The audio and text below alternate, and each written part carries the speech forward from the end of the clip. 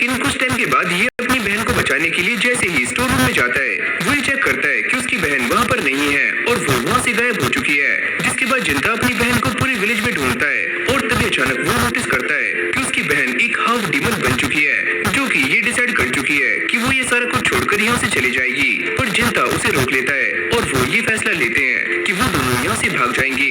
अब भागते हुए इन दोनों को रास्ते में एक बंदा मिलता है जिसका नाम है मोटू हारू, और वो इन दोनों को अपने विलेज ले जाता है और साथ में इन दोनों को ही अडॉप्ट भी कर लेता है। उसकी बेटी जिसका नाम है यूकी, वो भी इन दोनों को देखकर काफी खुश होती है। जिंता भी इसे देखकर फ्लैट हो जाता है, यानी कि वो शर्मा रहा होता है। जिसके बाद ये सारे इस विलेज में काफी सारी मस्ती करते हैं और फिर हमें ये बताया जाता है कि यूकी की माँ इस विलेज की गॉडेस है और यहाँ के गाँव वालों का ये मानना है कि यूकी की माँ फायर गॉड की रिइंकार्नेशन है और गाँव के कुछ खास लोग ही उसकी माँ से मिल सकते हैं, जैसे कि गाँव के चीफ और सेंटिनल्स। यूकी भी अपनी माँ से काफी टाइम से मिली नहीं होती, पर उसके डैड एक सेंटिनल है, तो वो उसकी माँ से जाकर मिल सकते हैं। फिर हमें 3 साल बाद का सीन दिखाया जाता है जहाँ पर जिंता भी शॉट चलाने की प्रैक्टिस कर रहा होता है ताकि वो भी मोटू हारू की तरह एक सेंटिनल बन सके।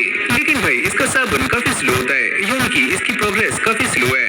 मोटू हारू उससे कहते हैं, तुम इस बात की चिंता मत करो, एक दिन तुम काफी अच्छे शॉट्समैन बनोगे, मुझ पर भरोसा रखो। फिर कुछ सालों के बाद हम ये देखते हैं कि जिंता एक काफी स्ट्रॉन्ग शॉट्समैन बन चुका है और वो एक काफी खतरनाक सेंटिनल भी है और वो यहाँ पर सभी को ये बता रहा होता है कि उसने काफी सारे डीमंस को जान से मारा है जो कि इंसानों का भेष बदलकर इस गांव में आ रहे थे। और वो यहाँ पर शिरिया यूकी यानी कि प्रेजेंट गॉडेस की देखभाल कर रहा होता है। वो सारे डीमंस यहाँ पर इसलिए आ रहे थे ताकि वो हमारी गॉडेस के लीवर को खा सके, क्योंकि पुरानी कथाओं के हिसाब से अगर कोई डीमन हमारी गॉडेस के लीवर को खा लेता है तो वो इमोर्टल हो जाता है।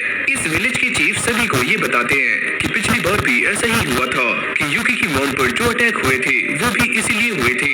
और तभी ये बात सामने आती है कि उसी दौरान मोटू हारू ने अपनी जान गंवा दी।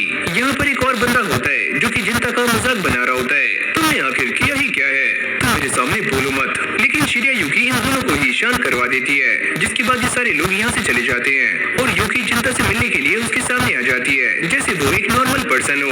यूकी ये बताती है कि सुजुने भी यहाँ पर आई हुई है जो कि जिंता की छोटी बहन है। जिंता उसे देखकर ही कहता है, तुम यहाँ पर क्यों आई, तुम जानती हो ना कि तुम्हारा यहाँ पर आना सख्त मना है। और ये अब भी एक छोटी सी बच्ची होती है। तभी उसे इस बात का एहसास होता है कि कोई यहाँ पर आ रहा है, जिसके बाद वो सुजुने को छुपने के लिए कहता है और विलेज चीफ यहाँ पर आ जाते हैं जो कि जिंता को बाहर भेज देते हैं। फिर हमें एक पास्ट का सीन दिखाया जाता है जहाँ पर यूकी की मॉम मर चुकी है और यूकी ये डिसाइड करती है कि वो इस विलेज की अगली गॉडेस बनेगी, क्योंकि उसकी रगों में भी उसकी माँ का ही खून बह रहा है। जिंता भी ये डिसाइड करता है कि वो भी एक काफी स्ट्रॉन्ग सेंटिनल बनेगा ताकि वो यूकी से बार बार मिल पाए, क्योंकि यूकी एक गॉडेस बनने वाली